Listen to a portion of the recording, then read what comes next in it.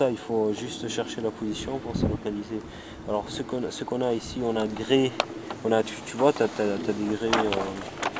Ça c'est un grès, hein, c'est le calme.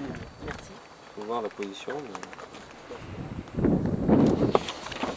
Alors, c'est là, hein, puisque la perdition est là. Sarah de la perdition. La perdition, c'est où on s'est arrêté en première. ok. Donc, on a pris la route comme ça c'est le ravin. Donc, on se trouve par là. 41, 51, 51, 17. Alors là.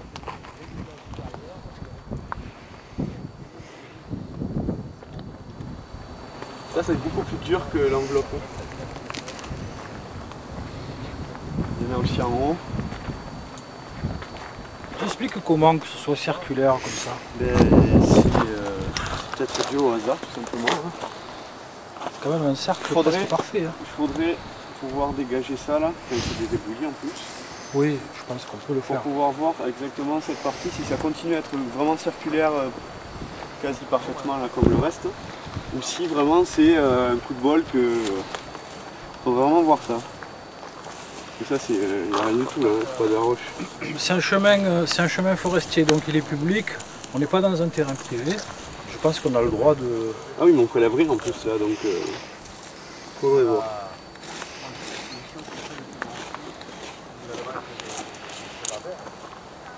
Ça m'a l'air de continuer, pas trop mal. Hein. Et toi Laurent, tu trouves ça exceptionnellement grand? Non, non. Donc, en géologie, on peut avoir tout et n'importe quoi comme échelle. Ouais. On peut avoir des trucs comme ça qui se reproduisent à des échelles de très grande. 20, 30. D'accord, non, c'est parce que Elias m'a laissé entendre que. Oui, il y avait déjà eu des trucs plus petits qui avaient été. Et les stries qu'on voit? Les stries qu'on voit, c'est des infiltrations, ça a dû se casser. Et c'est des infiltrations de calcite en fait. C'est des fluides qui passent à l'intérieur. C'est nous qui amène ça? Ouais. Qui sont chargés en sel, qui recristallisent. Là, si on regarde de près, on voit vraiment des gros cristaux. Par rapport à ça, qui est très fin. Qui est beaucoup plus, qui est aussi cristallin, mais beaucoup plus fin. C'est rigolo aussi. Là.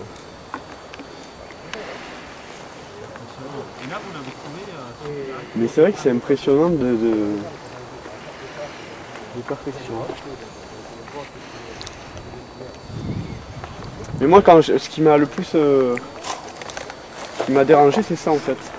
Ouais. Quand j'ai vu la photo. Parce que si on avait ça de manière, complètement isolée, ça serait vraiment, ça serait très très très bizarre quoi. Le fait qu'on ait ça à côté, ça veut peut-être dire en fait que c'est juste une ouverture qui s'est fait un peu au hasard et qui a cette forme un peu qui nous attire l'œil quoi. Et qu'en fait c'est pas. Ça pourrait s'expliquer beaucoup plus facilement avec ça. Heureusement qu'on a ça parce que sinon ça serait vraiment curieux. C'est bien rond. Hein. Ouais, et puis là si tu continues aussi c'est rond, non? Ouais. Je vais sortir mes lunettes parce que là je me fais vieux. Hein. Alors tu regardes le 1.5B. Tu regardes le 1.5B. Ouais. C'est tout ça.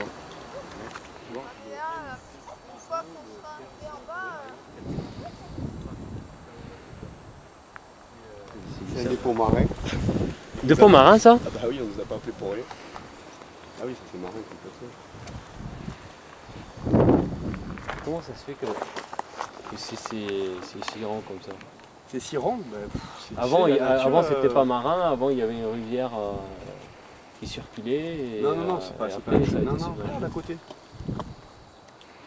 C'est pas un chenal avec de l'eau qui s'engouffre comme ça, parce que là, comment c'est à côté? Oui, mais avant, imagine qu'il n'y avait pas ces grès. Qu'il n'y avait pas quel grès? Tout. Il n'y avait pas tout le système, c'était vide, c'était comme une sorte de grotte dont l'eau a circulé. Toi, tu penses que ce serait une infiltration? Avant, c'était de l'eau qui circulait.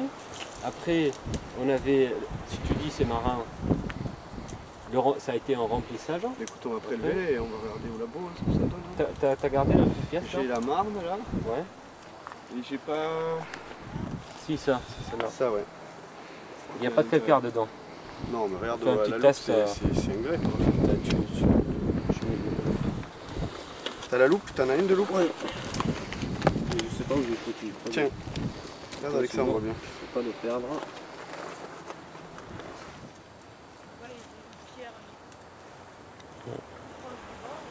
C'est très gréseux quoi, tu vois vraiment les cristaux. Ouais.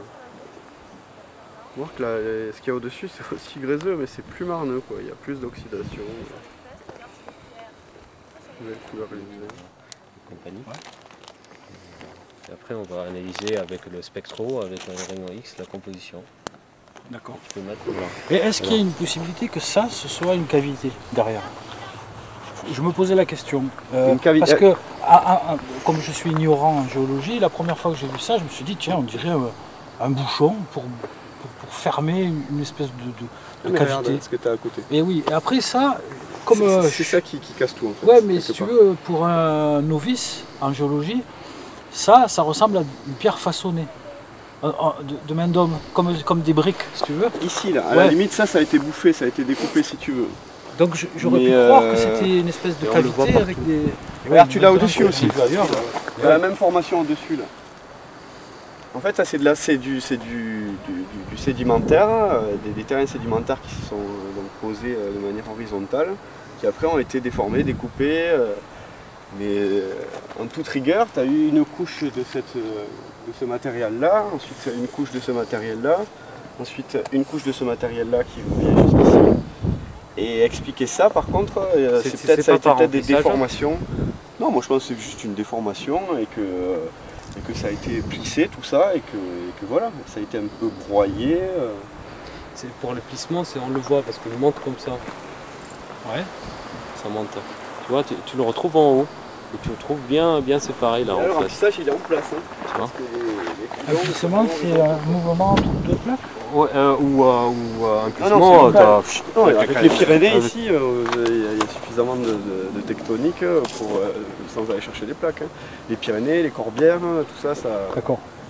crée des tensions. Et en plus, le sédimentaire, ça se déforme très très bien. Donc, Parce que là, et c'est vrai que cette forme-là, il faudrait arriver à pouvoir expliquer comment on est arrivé à ça. parce que moi sur photo, j'ai essayé avec un compas, hein, c'est un cercle parfait. Ah oui, les proportions Oui, sont non, parfaites. c'est magnifique, hein, c'est énorme. Hein.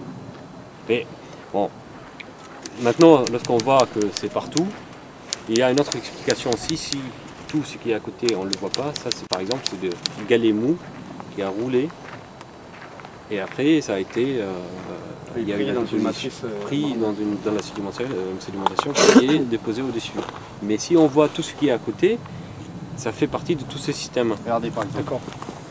Et ça a été On a le déposé. caillou qui est tombé de là, à peu près, on est d'accord.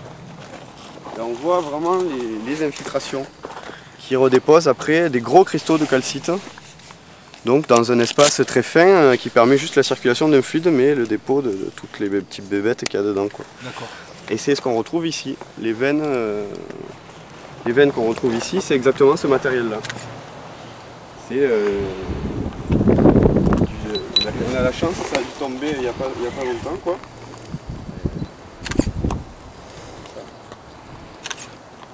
Voilà. C'est quoi comme terrain ça? C'est quelle époque? C'est du Crétacé? Ouais. Ouais, donc voilà quoi. Du Crétacé, qu'est-ce qu'il y a Il y a eu 60 millions d'années, donc ça a eu le temps de jouer.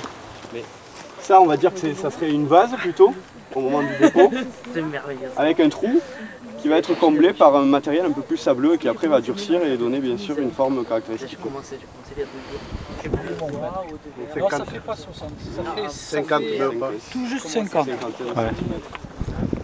qu'on ait acheté les bois et tout ça. Ça peut être une bulle de gaz, ça peut être un organisme. Une ça bulle peut de être- gaz? Assiette, Ah ouais, ouais. Ah ouais. on fait tout. C'est ça Quand je Qui ont été Si c'est une faits